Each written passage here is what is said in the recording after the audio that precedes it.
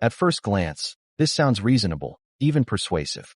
But when examined carefully, this argument relies on equating two very different definitions that are not the same historically, theologically, or linguistically.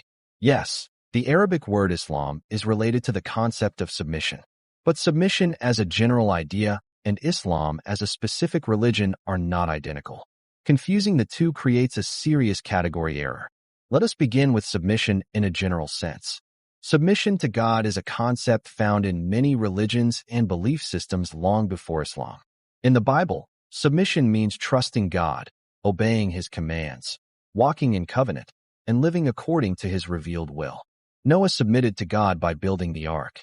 Abraham submitted by obeying God's call and entering into a covenant. Moses submitted by delivering the law to Israel. None of these acts required adherence to Islamic law, Islamic prayer, or Islamic theology. Now let us define Islam properly. Islam is not merely a feeling of surrender to God. It is a defined religious system with specific requirements: belief in Allah as defined by the Quran, acceptance of Muhammad as the final prophet, adherence to the 5 pillars, prayer in Arabic, facing Mecca, fasting during Ramadan, and following Sharia law. These elements did not exist before the 7th century. This distinction is critical.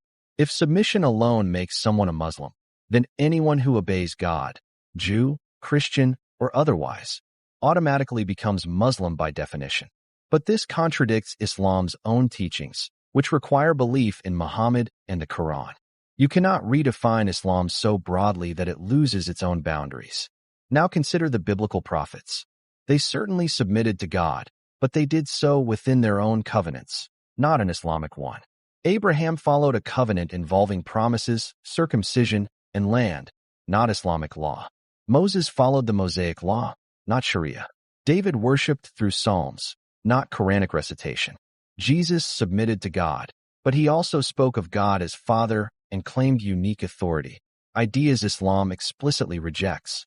Submission, therefore, is not a religious label. It is a posture of obedience within a specific revealed framework. Another problem with this claim is retroactive redefinition. Islam emerged in a specific historical context.